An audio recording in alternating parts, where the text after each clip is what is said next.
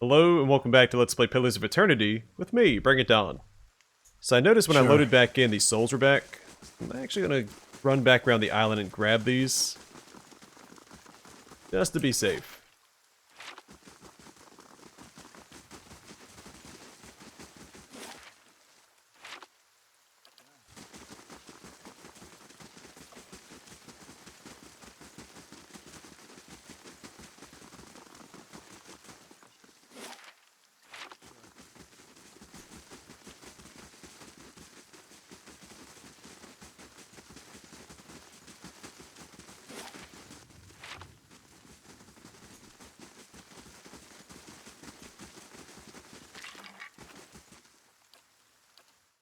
Also go and rest up, make sure we're at full health before we descend into that pit.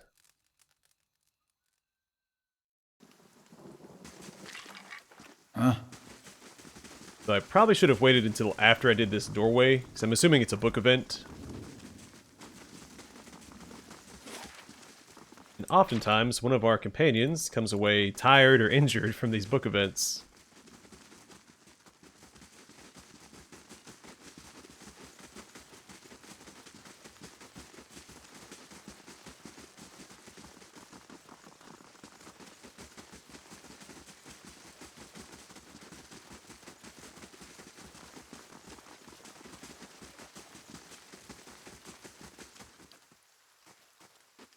Alright. You venture through a doorway into an underground tunnel. A staircase coils upwards, leading to a dim passage. On the upper level, light filters through the collapsed ceiling. A wall of piled stones and rubble blocks the way ahead.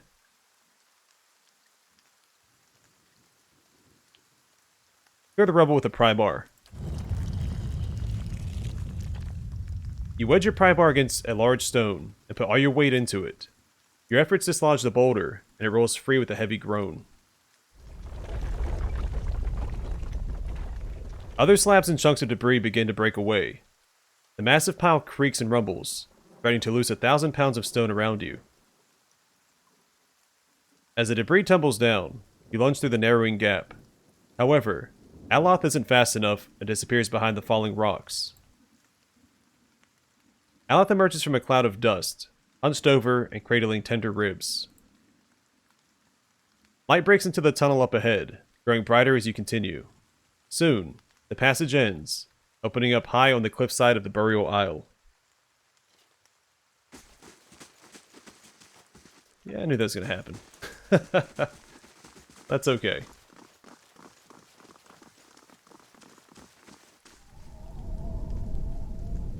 The Great Pit lies in the shadow of the statue of Woedica.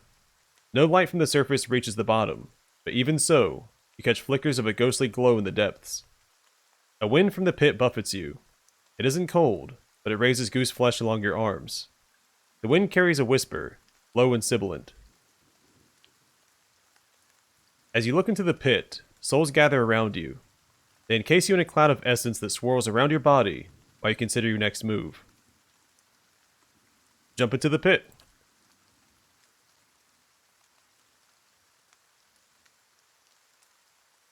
You jump, trusting the promises of the gods and the power of the souls you bear to bear you safely down.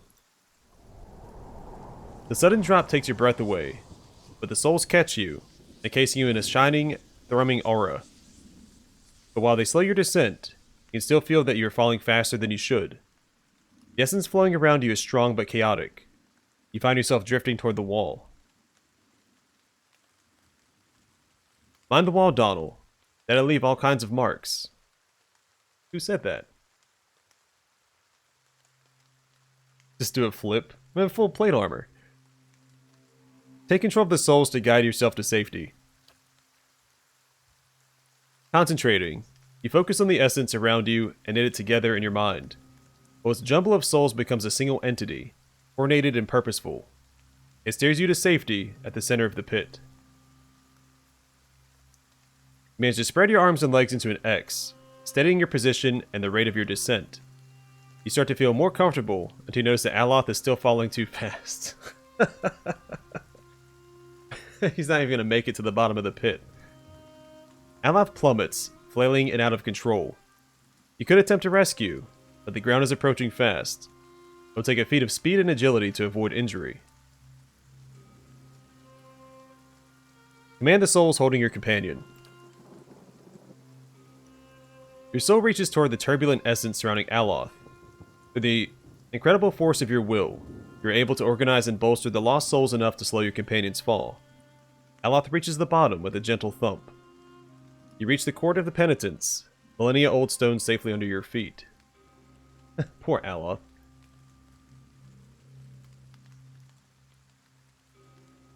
Yeah, let's ramp it up. Absolutely. And we're max level. So we should be able to handle any difficulty.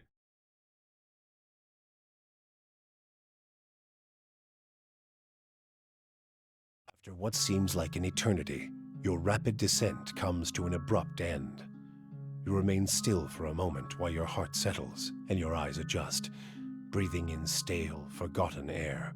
Before you, a narrow and eroded walkway becomes faintly visible in the dim light, cutting a winding path through a cavern so expansive it seems a world unto itself.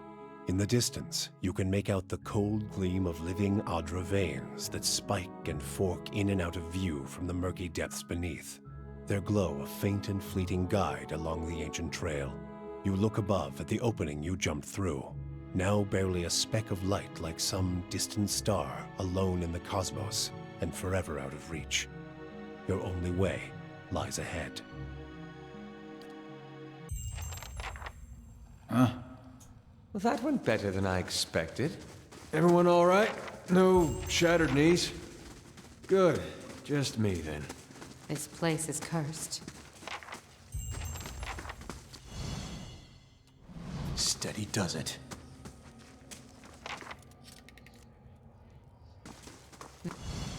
They shall see nothing while I see much. A millennium's worth of dust fills in the cracks and crevices of the skeletal relief. Same description.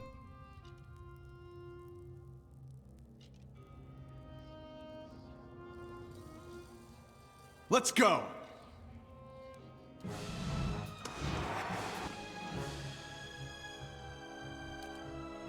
Hi?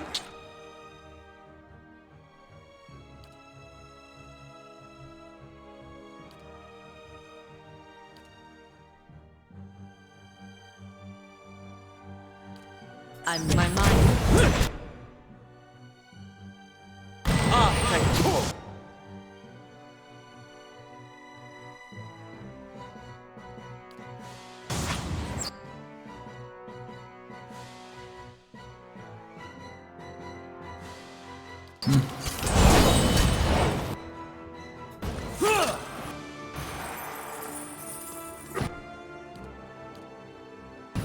you. My thoughts are dulled.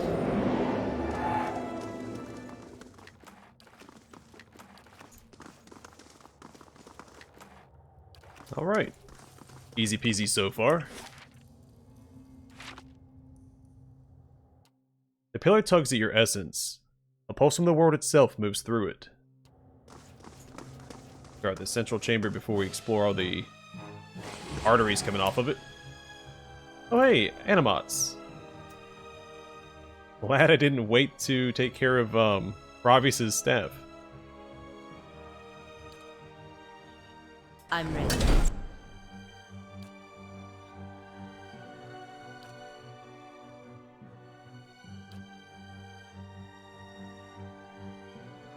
Yeah.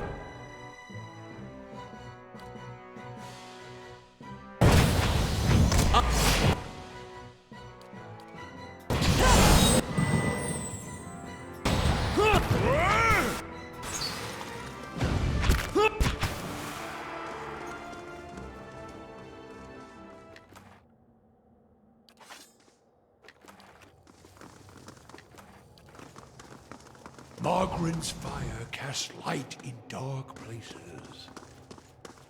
I'll see what I can find.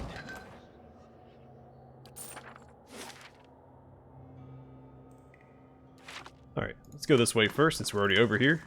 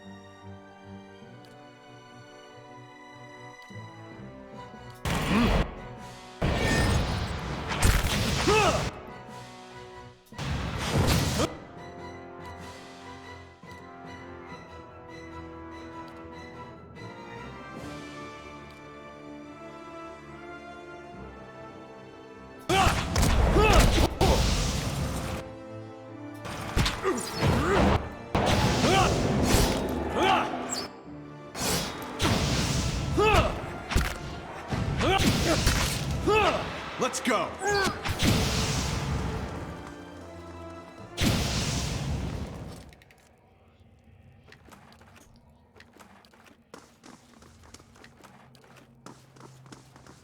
I'll see what I can find. Okay, so far so good. Even on the higher difficulty. And what does the flame reveal? It's probably harder enemies they could have thrown at us besides Shades and Spectres. We've been fighting them since the first dungeon.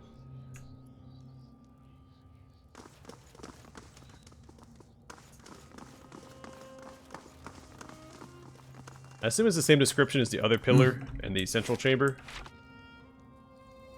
So I'm not going to fret about that too much.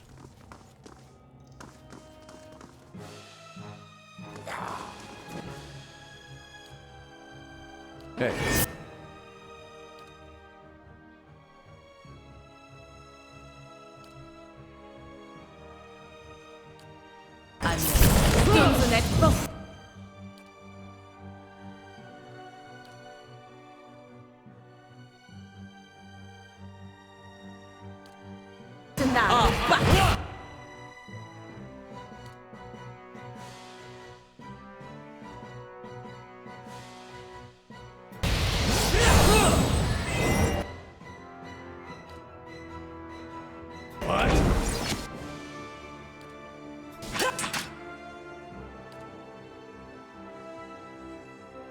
Yeah.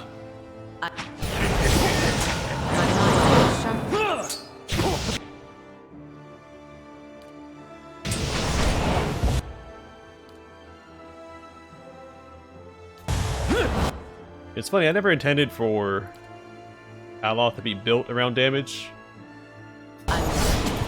He does a fair bit of it. My mind. Which I guess is one advantage of the Grimoire system. You just change spells on the fly.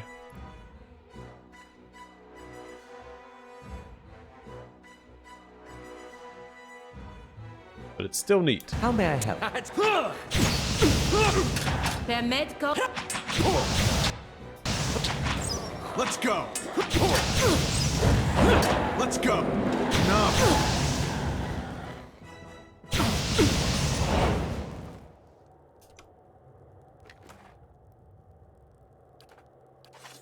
Right.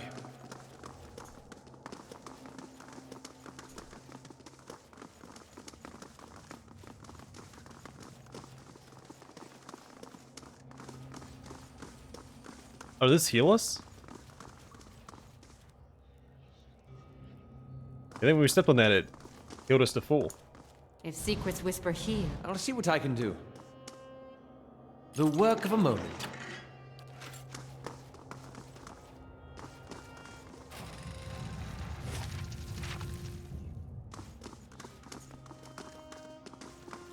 Keeping an eye out.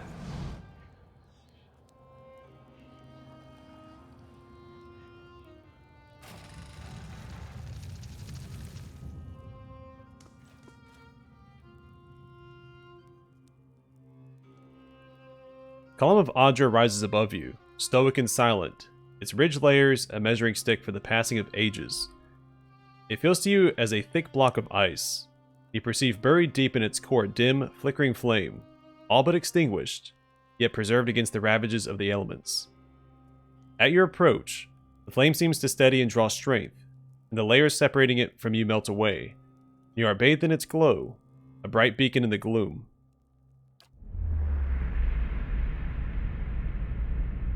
The glow seems to fade, as though you'd adjusted to its intensity, and where it was, Iovara seeps into existence, an idyllic shade hovering above the moist prison floor. Though ageless, she appears somehow different to you now. A slight stoop to her carriage, perhaps, or a trace of sunkenness in her eyes. There's a broad scar across her face, fibrous and wormy, where flames once lapped, unhealed, even in death. You've come back. I had thought to have set you on the right path ages ago. Or did I merely fail a second time? She shakes her head, troubled. You are so different now from who you were then, yet much remains the same. Old troubles with a new face. What is it that has brought you here? She looks you over, It would seem that I have unfinished business here. I see the stoic option, but I don't care for that. I'd hoped after our last discussion you would find what you sought. Has it eluded you all this time? I can only guess your presence here has something to do with Theos. The energy of this place changes when he is near. I don't know what he has done, but I do know of the souls that pass through here now. They do not come by choice. Theos diverted them from the cycle. He seeks to empower Woedica and to blame Animancy for the damage he's caused. After all this time, he would still stand against the tide. She shakes her head. You knew me when Theos did. There's something I need to know about that time. I will tell you what I remember. Iovara nods. There's something about that lifetime my soul can't let go of. I need to know what it is, and I'm running out of time. I see moments from that life, of you, of the Inquisition, of Theos. I can see his influence, still hanging like a weight about your neck. So it always was. He had inspired something in you. We spoke of him the last time you were here also. It was just after the trial. You were agitated. I think because you started to consider that what I was teaching may have been true. And what was that? Ivara's mouth tightens and her brow furrows, a look of pity. Her eyes shift back and forth between each of yours, as if looking for something that would help her decide whether to speak. That the gods aren't real. She sighs. Gina throws her head back and laughs gleefully. Ha ha ha ha. Of course not. It all makes sense now. That can't be. We've been following them for thousands of years. If that's true... He looks back to you for confirmation. And we spoke to them as well.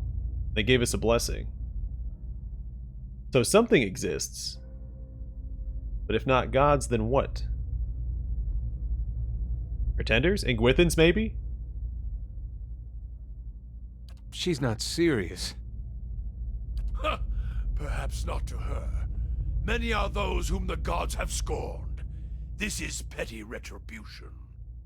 What I taught was that the gods whose faith we had been spreading were not gods at all, but something else entirely. Something created by people. Who created these gods? And for what? They were conceived by Engwith, a society of high minds and broad concerns. Theos' people. In their time, every people worshipped its own gods. Sometimes they warred over it. After a few wars of their own, the Engwithans sought an end to it. They devoted all their energy to finding the true creators. Generation after generation, they prodded and worked the stitching of the world and unlocked its secrets. One day, they found an answer. Except the answer was no answer at all. There were no gods to be found. Or if there ever were, they were gone. It shook them, this finding. If they could discover this on their own, how long until others would? How long before war and chaos reigned over a world without consequence? But they had mastered many things in their pursuit of these answers. And with their mastery, they crafted their own gods to fill the void, and sent missionaries to the corners of the world to spread their faith. This is kind of contradictory. Where she asks how long before war and chaos reigned over a world without consequence. Well, she just said that they waged war over their faith, over their gods. So it wouldn't be any different. This is why you started your own faith. I never thought of it as faith, but I think you are right to call it that. Let the world see. Let them decide what to do. That was my faith. I became a missionary because the gods brought me hope that I wanted to bring to others. For a time, the truth sent me to a dark place. Then the day came when I realized nothing had changed, that I still had a purpose, and the purpose was the same and it was worth living for. I began questioning the other missionaries in public, exposing their parlor tricks. In time, their following became mine. How did you discover this? The Nguithan missionaries all knew it, but they never told the rest of us. They meant it to be a secret that died with them, and in the end, they allowed their bloodlines to fade from memory. I had been assigned to join a few of them at a temple. I found the door to their chambers closed, but the room was stone and the door thin. Their voices carried. I heard enough. I investigated the things they spoke of, and everything was there, just as they said it'd be.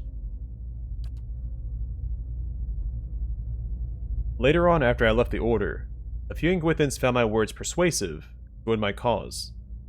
They revealed what I did not already know. Is it true, what you taught? I think she just confirmed that. You asked me this once before.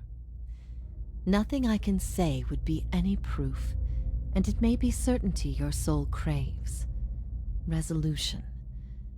But if you are bound for the same place Theos directs these souls, you will see for yourself, as you once did. Everyone faces this truth at one time or another. Few confront it. Few have the stomach to ask what if. And in avoiding the question, they deny themselves an identity of their own. Iovara scans her audience in silence, her eyes thoughtful, lingering on each member of your company in turn, finding interest in things unseen. What if all the tragedy, all the persecution, came in defense of an imposter? He looks to Adair. That's not... That can't be right. Aethys, he's done miracles for people. The power of the gods is undeniable. The truth of the story they weave is not. What if it were forbidden knowledge rather than fault that earned your doom? What of your guilt? She turns her attention to Durrance. I have seen with my own eyes the deceptions of my goddess. The Watcher has shown me as much. But it was not until now that I understood how truly desperate she was. The depths of her deception. You speak of her deceptions, but what of your own? Was it her words that led you down your path? Or was it the absence of her words? A gap that you filled with your own broken thoughts? Beads of sweat coalesce on Durrance's forehead and trickle down the sides of his face in streaming rivulets, as though he were a block of ice standing before a great pyre. What if you had always been alone, without guidance? Her eyes settle on Aloth. Then it's because I've managed to find my own direction. But how many can find purpose and satisfaction in the reality you offer? Would it comfort the grieving families to know that their children were hollow-born over a war of ideas? Would it quell the riots in Defiance Bay? However the gods were created, they exist now. That's what matters. Aloth swallows, his jaw clenched, and he shakes his head, and he scowls. It is no offer of mine, this reality. It exists whether you accept it or not. And these things you speak of, these ills in need of a cure, ask yourself, if the gods had no influence, would these things exist at all? Or would the world be better off? What if even mastery over all things cannot answer the most basic of questions? She considers Pallegina. I stopped asking those questions long ago. It is enough to care for those we love with the time we have in this life. What if the cycle of birth and death is nothing more than a tool of endless preoccupation? She faces the grieving mother directly, seeming to see her as she does everyone else. So I'm curious, we see grieving mother for what she is. Our companions, I assume, do not. Do they think we just have this random woman following us around? Like, can they at least recognize her as a cipher? The grieving mother returns at Iovara's gaze, nodding her head almost imperceptibly. For a moment, all is silent. Iovara nods back, seemingly moved by some unspoken understanding. You feel the weight of Iovara's translucent eyes upon your soul. What if we can be assured of nothing?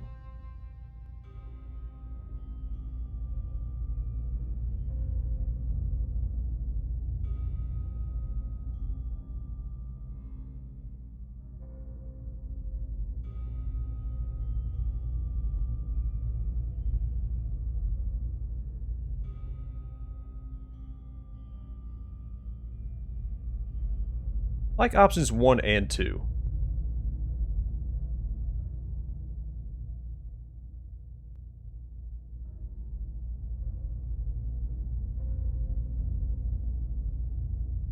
Oh, these are all tied to gods. Option 1 is for Abaddon. Option 2 is Galawain. Option 3 is Remergond. Option 4 is Weil. Option 5 is Andra. And 6.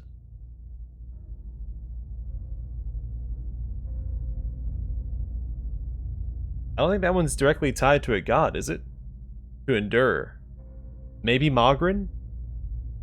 Because she's obsessed with trials and struggling?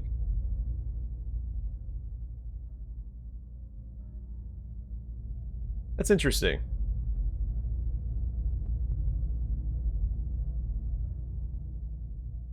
I still don't know out of these two which one I want to select.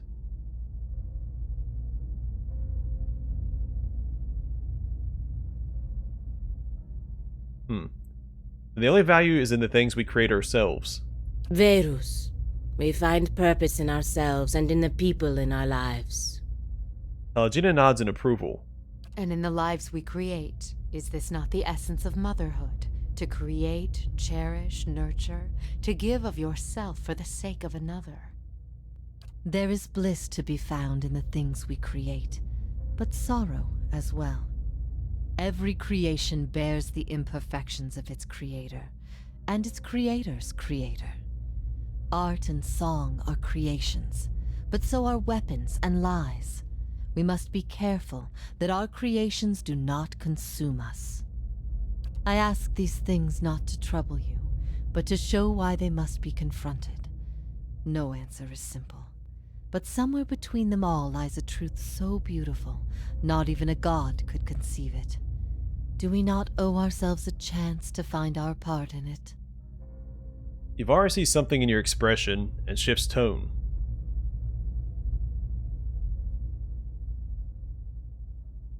We do. Even without assurances, there is still truth. If that is truly what you believe, then you are a far different person than the one I knew. I've been alone here with my thoughts for so long now. I've found peace with my failures and with my punishment. I no longer curse fate for what might have been. But there is one thing that has clawed and scraped at my mind all these years. One thing that will not be put to rest until I know.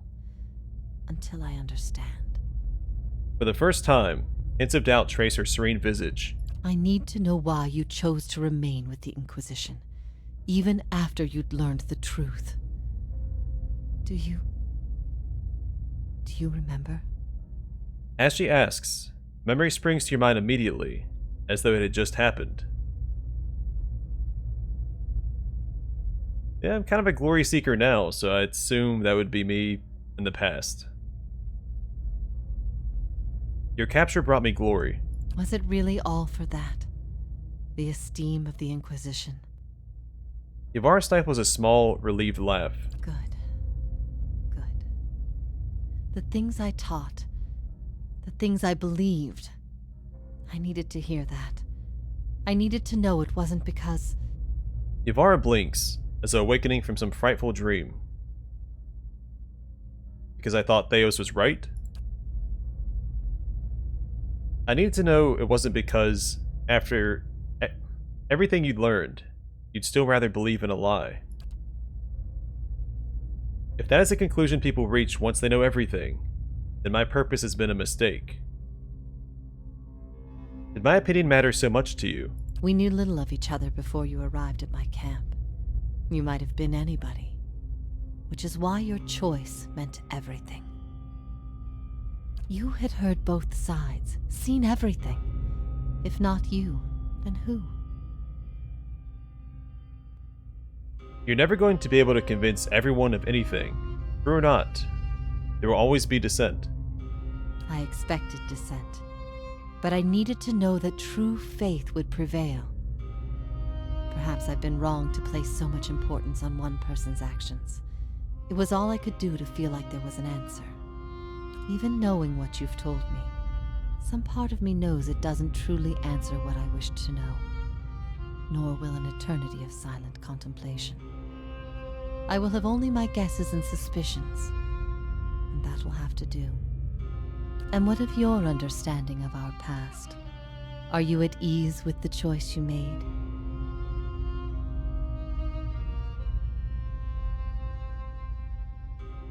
Yeah, it wasn't me who made that choice.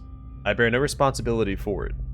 At first I thought this might be the source of your soul's anguish, but now I see I was mistaken. You are not divided on this matter. You have put it behind you. It is with Theos that your agony lies, in sun and shadow. Your questions are not for me, but for him. And it may be that only an answer from the mouth of Theos himself will satisfy your needs. Yet if there is anything I can tell you that would be of use, ask and you shall know.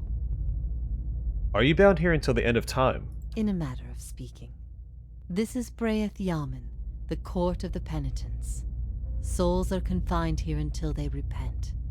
They must beg the forgiveness of a god, pledge their soul to them, and they will be lifted from this place to the world above. In truth, they receive leniency, but not true mercy. The spite of Whitaker is eternal. They linger above, at the site of the old court, and are not permitted to leave the island, forever severed from the cycle. This prison was full once in the days of the Inquisition, but time weathers all things, even will. I'm the only tenant who remains. Yet, I feel their presence strongly now, as it was in the beginning. You have brought many of them here. They cry out for the judgment of Theos. You have struck some bargain with the gods, then. The other gods aid me because they want Theos destroyed. I owe them no debt, which is kind of not true, because if I don't follow through with my word, they'll be out to get me. They aid you because they would bend you to their own purposes. Engwith built gods from ideals, and an ideal on its own is a grotesque and vicious thing. But these souls, these forgiven the gods have bequeathed you like chattel. They were loyal followers in life. They will be with you to the very end. I know the answer to this question already, but I'm going to ask it. Why don't you repent? You could be free of this place. Last time someone asked me that, I was bound to an iron wheel with a broken spine.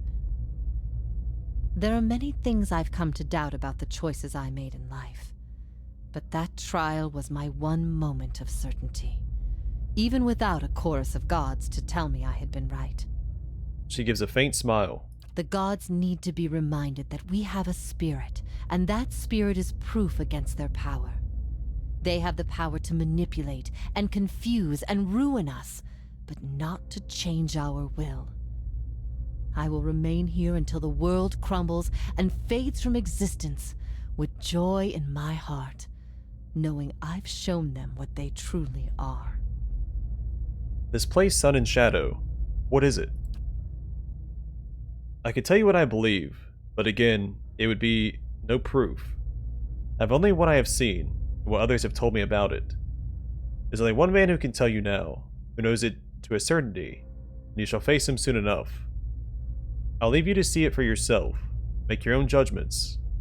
Better for your soul that way, I think. How is it you speak Adiran? I speak no language now, but the wordless expression of the spirit. It is through my connection to you that I am able to draw upon your words and form them as my own. Do you know what it is I need from Theos? I could not say for sure. But you have been to Sun and Shadow before, and it came at a crossroads in your life, when much of what you knew had been upended. I have to believe it will come to you there. Your concerns then were of loyalty and trust and the gods. Everything I told you seemed to send you further into doubt. His words mattered to you when you knew him then. After you and I spoke, you went immediately to seek him out. Perhaps you simply sought confirmation from the man you trusted. If something from that time still troubles you, it may be something he told you then, or refused to tell you. He keeps secrets better than any in this world. Why has Theos done all this? He cares only for the secret he keeps locked away. He destroys anyone who might discover it, no matter their chances. That's why he's always favored Woodica. It isn't in her love of promises or justice. It's her disregard for the rules. Her willingness to do what is necessary. To Theos, she's not a deity, but an ally with which to conspire. When her power waxes, she does as she pleases with this realm, as well as hers. And she wants that secret guarded as much as he. If Theos succeeds, there will be a shift in the balance of power among the gods. Woodica was vanquished once, when the other gods decided she had gone too far, and her power diminished. With this infusion, there is no telling what she will do. The only certainty is that there will be chaos in their realm, as well as ours. How can I get Theos to tell me what I need to know? You will not find a more resolute being on all of Eora. There is no offer you could make, nor spell you could cast, nor pain you could inflict that would make him reveal what he hides. But I see you have become a watcher in this life. Perhaps in defeat, when he can no longer defend himself, you might learn something from him. It's time for me to go. Theos will not wait for you. If you do not catch up to him now, you may never find him again. Iovara nods.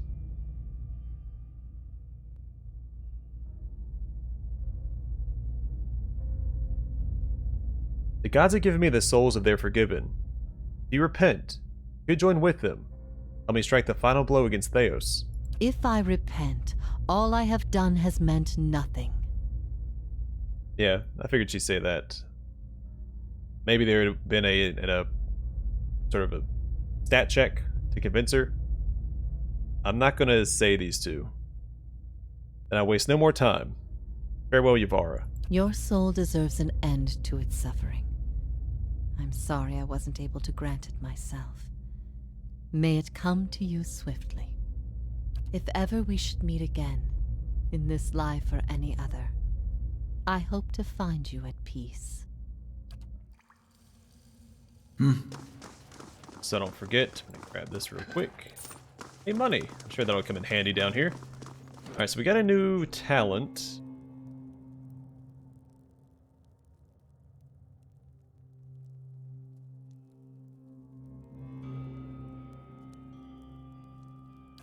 Steps to the wheel. Slow AoE paralyzed for 3.5 seconds and sicken for 9.2 seconds. The Watcher gives his or her foes a glimpse into the afterlife by displacing their souls momentarily, paralyzing them and leaving them sickened. I read that weird, I know. Okay, I'm gonna call it here. Our next episode, we'll continue exploring Braith Yaman? And maybe confront Theos. But for now, thanks for watching. Hope to see you guys in the next one.